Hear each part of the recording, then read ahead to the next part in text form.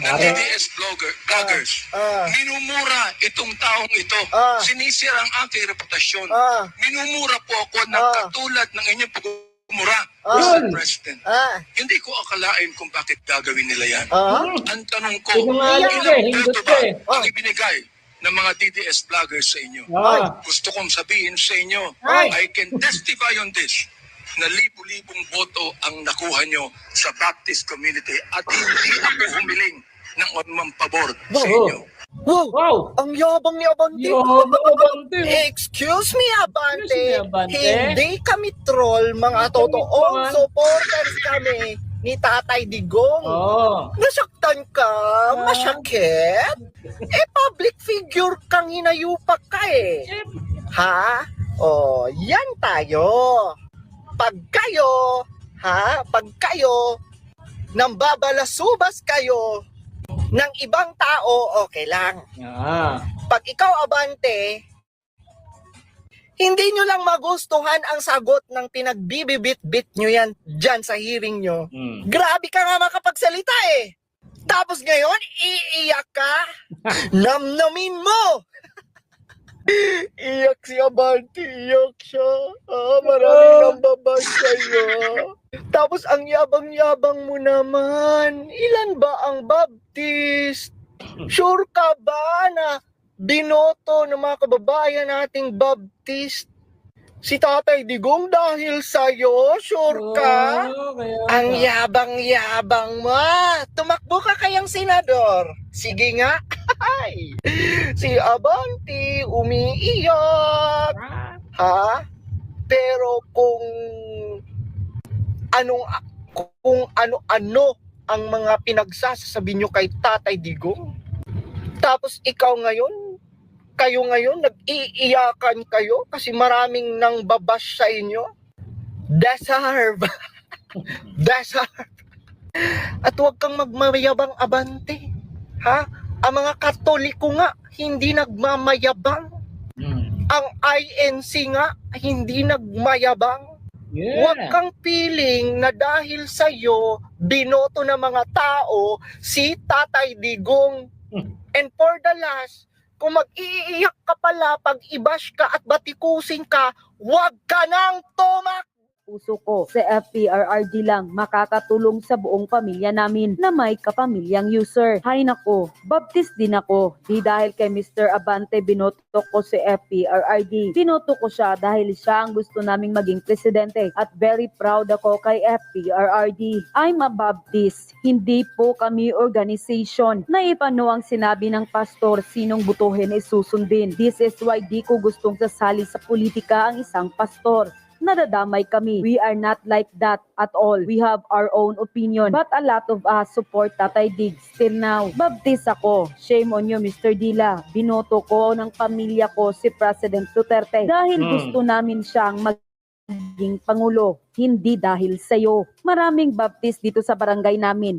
Ibinoto nila si PRRD dahil gusto nila ang pamamalakad ni PRRD. Kaya Abante, huwag mong ipagyabang at huwag mong gamitin ang Baptist community. As a Christian or alagad ng Diyos, hindi mo dapat ipangalandakan na tumulong ka and don't expect sa pagpasalamat ng kapwa. Ang Diyos ang nakakakita sa mga damong ginawa. Ang siyang magbigay sa iyo ng gantimpala. Baptist din po ako, pero hindi ganyan ang konsepto ko. Hindi ka maliligtas because of your good work. By the grace of God and trust mo sa Panginoon ang makakaligtas at saka you are in peace of mind. Pastor, alam mo naman siguro yung fruit of the Holy Spirit. Gayahin mo si Haring Solomon, kaalaman ang pinili niya sa Panginoon, hindi kayamanan o karangyaan. Unquote. At bilang patunay pa ay nagbigay naman ng kanyang pahayag ang isang kilalang political commentator na si Mark Lopez online. At ayon pa sa kanya, sinungaling si Abante. He did not vote for PRRD in 2016 and his church group did not endorse PRRD. They went for Mar Rojas or Grace Poe for president and Leni Robredo and Sosimo Paredes for VP. Sinuportahan lang ng church niya si Duterte nung nanalo na. Unquote. Alright, mga kababayan. Nako, ito na naman tayo. Boy Sardinas again. No? So mga kababayan, ito, grabe itong ating pag-uusapan. Nakakasindak talaga. Itong si Abante, umatras na nga, sinungaling pa, grabe. No? Oo, ayon doon sa ating pinag-usapan dyan sa may Quadcom, siya unang-una nagsalita at ay pinagkalandakan niya kay Tatang Digong, no? Pinagkalandakan niya kay Tatang Digong na suportado niya ito si Tatang Digong nung eleksyon. Maabot ng 6,000 ng mga simbahan kuno at ay sinuportahan nila na sila ang mga Baptist. No? At ay marami. Sabi niya, sinuportahan ka namin na ikong presidente. No? At ay tiwala ako sa iyong magagawa. Grabe, no, mga babayan. Tapos, lumabas yung pinaka-issue, no, na hindi pala si Tatang Digong ang sinuportahan nitong hindot na to. Napakasinungaling mo, Abante ka. Kala ko ba pastor ka? Pastor ka na pastor ng sinungaling, hindot. Grabe tong Abante na to, no? Yung kasinungalingan mo, ay hindi lumabas din yung katotohanan. Kawawa. Di ba? Kaya dyan sa Quadcom na hindi ka panipaniwala yan.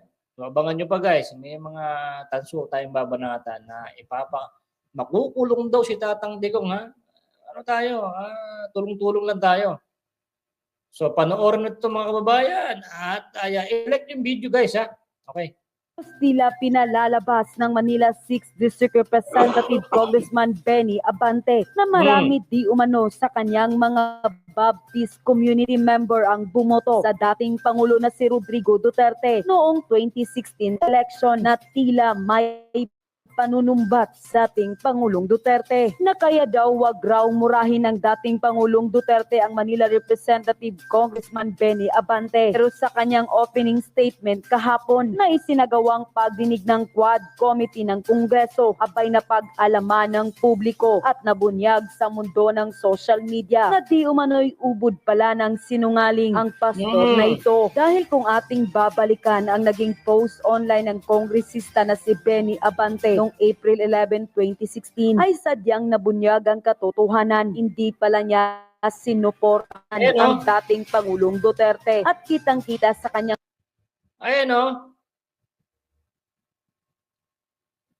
Alan Peter Cayetano, Vice President. Sino ba yung presidente niya? Ang post na tanging Bible mode lang ang kanyang sosuportahan. At noong nanalo na ang dating Pangulong Rodrigo Duterte noong May 22, 2016 ay biglang nag-iba ang Noong nanalo na ang dating Pangulong Rodrigo Duterte noong May 22, 2016 ay biglang nag-iba ang ihip ng hangin.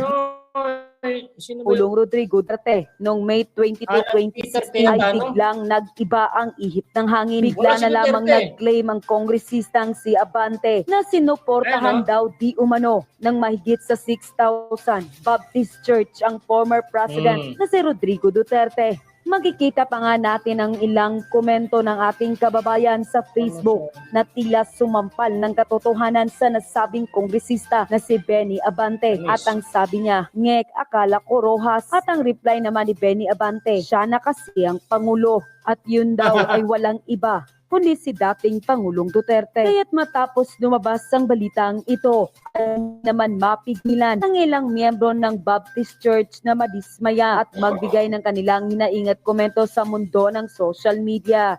At ayon pa sa kanila, FYI po Pastor, Baptist din ako pero hindi dahil sa'yo. Kaya ko siya binoto dahil mahal ko ang kapatid ko na user ng drug at alam ko sa puso ko sa FPRRD lang makakatulong sa buong pamilya namin na may kapamilyang user. Hay nako, Baptist din ako. Di dahil kay Mr. Abante binoto ko si FPRRD. Binoto ko siya dahil siya ang gusto naming maging presidente at very proud ako kay FPRRD. I'm a Baptist. Hindi po kami organization na ipano ang sinabi ng pastor sinong butuhin ay susundin. This is why di ko gustong sasali sa politika ang isang pastor. nadadamay kami. We are not like that at all. We have our own opinion. But a lot of us support Tatay Diggs till now. Baptist ako. Shame on you, Mr. Dila. Binoto ko ng pamilya ko si President Duterte dahil gusto namin siyang maging Pangulo. Hindi dahil sa'yo. Maraming Baptist dito sa barangay namin.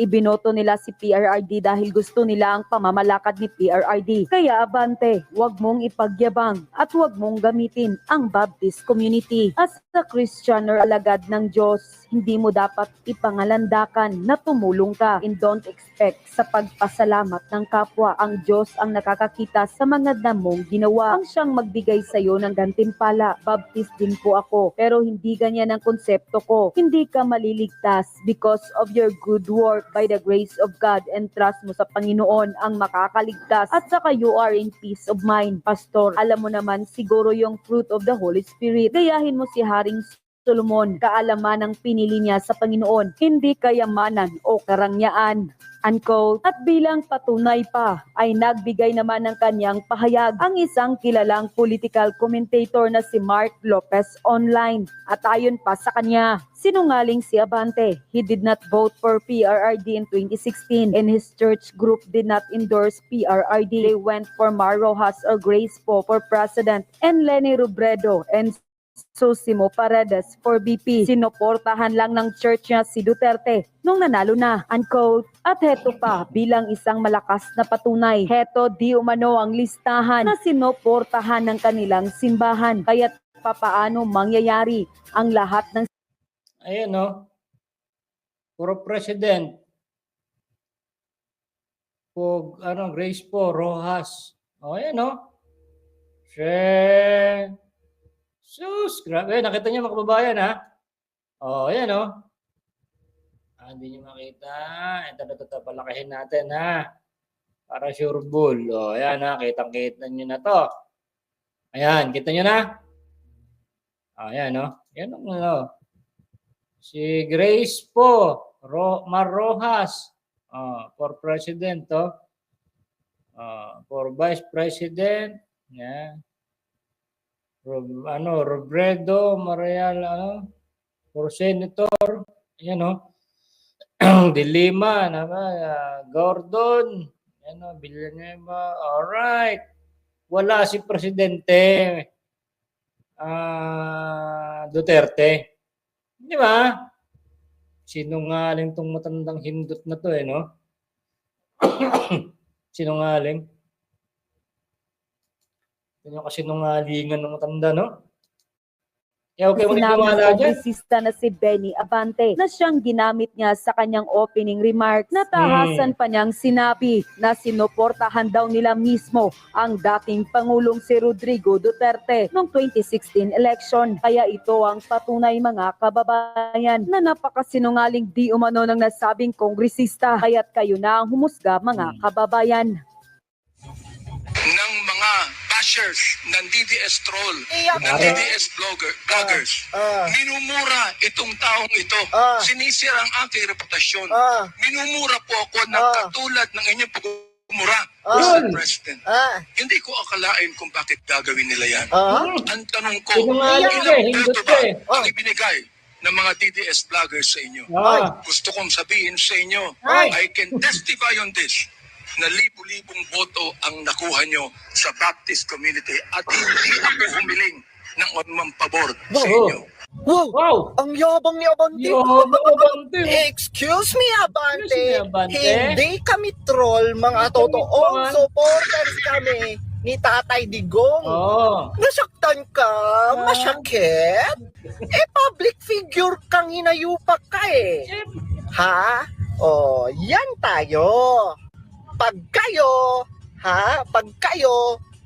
nang babalasubas kayo ng ibang tao, okay lang. Pag ikaw, Abante, hindi nyo lang magustuhan ang sagot ng pinagbibibit-bit nyo yan dyan sa hearing nyo. Grabe ka nga makapagsalita eh. Tapos ngayon, iiyak ka?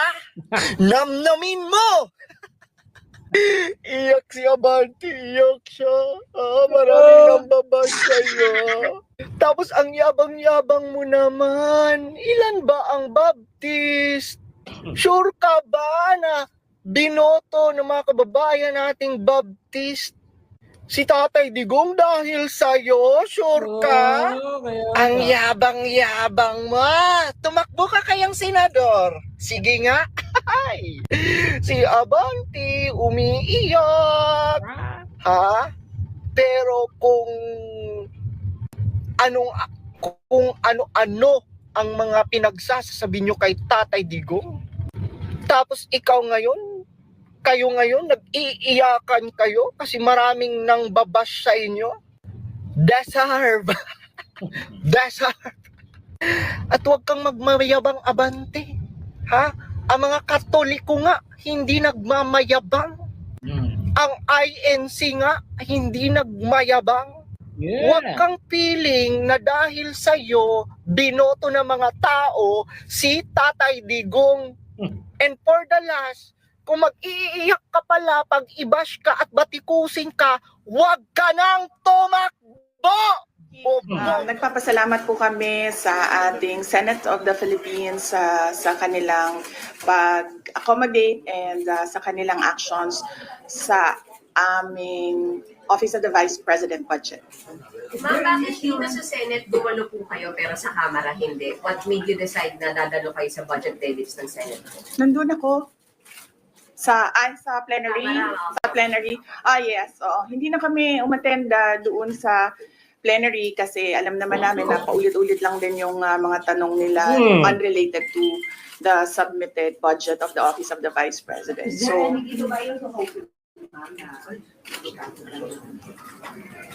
of course, lahat ng personnel ng Office of the Vice President are hopeful na madagdagan yung budget dahil yun nga, na-explain naman kanina sa statement ni Senator Bongo na gusto naman din talaga magtrabaho ng lahat. And kung walang budget, walang project, wala din silang gagawin. At meron ding mga personnel na mawawalan ng trabaho kapag tinanggal yung budget para sa kanilang sweldo. Malaking bagay ba na nabalik, ma'am? Malaking bagay po sa OVP na nabalik yung budget ninyo? Or mababalik? Of course, yes. Kung mababalik siya, malaking bagay siya. Dahil hindi namin hihindian yung mga lalapit sa opisina namin para humingi ng tulong, particularly yung medical and burial assistance dahil yun talaga yung marami na mga requests na lumalapit sa Office of the Vice President. May commitment po ba ang Senate leadership na ibabalik yung pinapres na pondo ng OVP? Wala silang commitment, but sinabi nila pag-uusapan. So open kayo Yung 1.3 billion pesos or kahit a fraction of that lang po yung maibalik? O buo po kailangan? Buo po ba dapat? Wala na akong wish sa budget. Sinabi ko na nga noong nandun kami sa House of Representatives na kung ano yung pleasure ng Congress, both House of Representatives and Senate, yun na yung masusunod. As I said, that they have the power of the purse. So kami, susunod lang kami kung ano yung bibigyan ng budget. Pero kung ano man yung maiwan, kung meron mang maiwan, tutuloy pa rin kami sa kung ano yung ipagkasya namin na mga pwedeng serbisyo doon sa ibibigay na budget. If hindi mabalik, may mawawalan po ba ng trabaho sa OVP na? Yes, oo. Meron kasi kaming mga OVP personnel na yung charges nila, nakita namin na natanggal.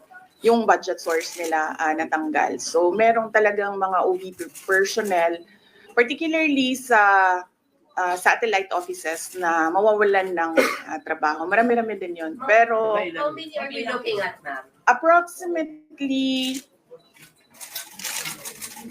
approximate lang ito sa akin, 200 kasi hindi ko na maalala yung exact number. 200 contract of service personnel. So, karamihan sa mga satellite offices. Meron din dito dahil malaki din yung operations ng National Capital Region or Central Office that we call OVP dito sa NCR. So just in case, pwedeng i-close yung ibang satellite offices, ma'am, kung hindi na ibabalik ng budget? Yes, ma'am. The closure of satellite offices is a possibility depending on the budget that we get in the GAA.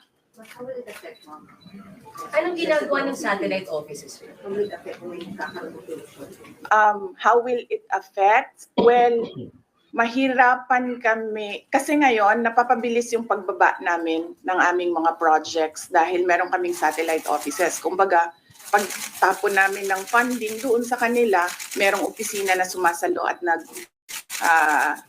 gumagamit ng budget, nag-i-implement ng project. Pag nagsara yung satellite office, wala nang tao na tatanggap nung budget, no, at mag-implement nung project. Would you dare to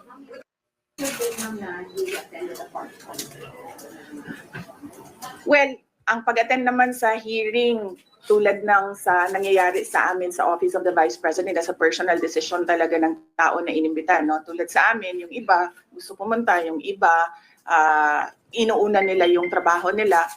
So, pero sinasabi naman nila, ini-explain nila ng maayos kung bakit makakarating or hindi makakarating.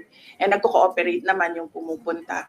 So, it's a personal decision kung mag-attend or Do hindi. you expect a fair hearing for your father sa Quadcom? Of course not. No, I do not expect fairness. Pero why, ma'am? Ma'am, why po? Because it's clearly a political persecution. Nakita ko na nga, ilang beses ko na inulit, no? Last year pa lang, even if approved naman sa NEP yung budget ng OVP, pagdating namin sa House of Representatives, binanatan kami ng binanatan, pinalabasan kami ng AOM, ng COA, sunod-sunod. And then ngayon nakita natin, yung budget hearing namin, yung mga tanong hindi naman related sa mga proposals namin ng mga projects, related siya sa confidential funds. So nandun pa rin yung storyline nila na attack sa confidential funds. And so yun nga, nakita naman natin na pag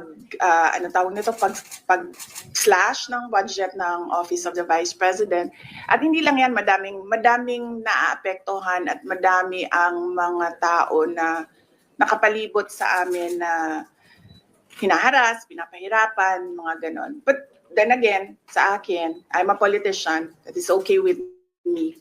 Kasama yan sa trabaho ko. Ang hindi ko lang gusto dito is nadadama yung mga ordinary employees, particularly ng Office of the Vice President and yung mga kaibigan. Pagdating naman kay President Duterte, this is, yung sa kanya naman is yung paghahabol sa kanya ng ICC, paghahabol sa kanya sa alleged EJ case nung administration niya.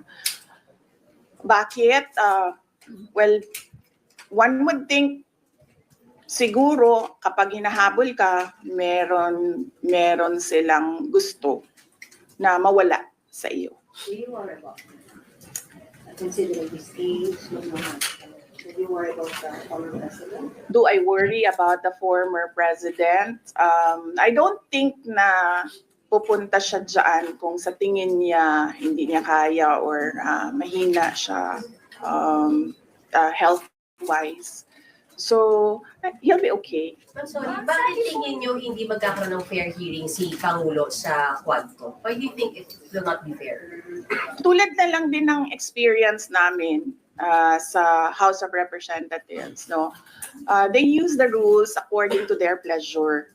Yung rules ng House of Representatives. Makikita natin na kahit unconstitutional na yung rules ay ginagamit pa rin. Kahit wala sa rules ay gumagawa sila ng rules as they go along, as they do their hearings. In fact, the very reason kung bakit hindi ako nag-oath noong first time ako umattend ng kanilang hearing, because their rules do not require an oath for a resource person.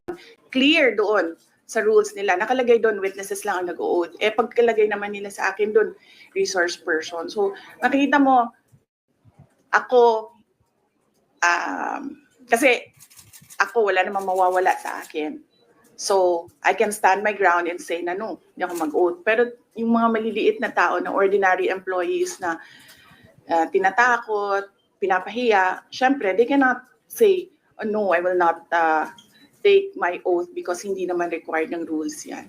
Wala nang rules doon, kung makikita ninyo. Wala nang rules doon sa House of Representatives. In fact, Last question, can you wrap up your question? Ma'am, Yes. sabi po ni former President Duterte sa House, dapat nga daw po madaliin na or hurry up dun sa ICC. How should we interpret that? Exactly as it is. Gusto niya na siguro na ipagsabay na yung investigation ng Quadcom sa EJK and ng ICC sa EJK para siguro magawa na at matapos na. But does that mean kinikilala niya na yung jurisdiction ng ICC? Well, that I do not know. That is a question that has to be answered by the lawyer of former president. Did you try to Thank you. Ma'am, ma'am, isa lang. Yes. Final na po ba hindi kayo pupunta talaga sa hearing ng House? Hindi na nila ako iniimbita. The last time na inimbita nila ako was yung first. Hindi nga ata ako inimbita eh. Inimbita ba ako nung first? Parang hindi, no? Pero pag inimbita Nung kayo, first diba? lang, the very first hearing na imbita ako. And then after nun, I've not received invitations from the Good Governance Committee. But if they invite you, ma'am? Well, depende. Kung ano na naman yung mga tanong nila. We've been asking them kung ano ba talaga yung legislation na kinakraft nila. And hanggang ngayon, wala naman silang sinasabi kung ano yung legislation in aid of legislation nila dyan. Okay, yes. Last. Ma'am, you have mentioned First Lady Lisa Marcos now in your previous press conference, I think twice or thrice. What exactly is the role of the First Lady sa panghaharas po sa inyo?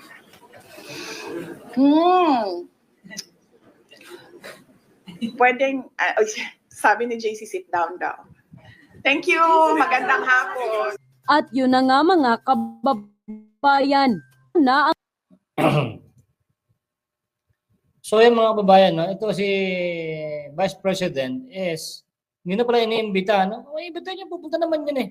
Kung gano'ng katapang si Tatang Digong, gano'ng di katapang yan. Excuse me.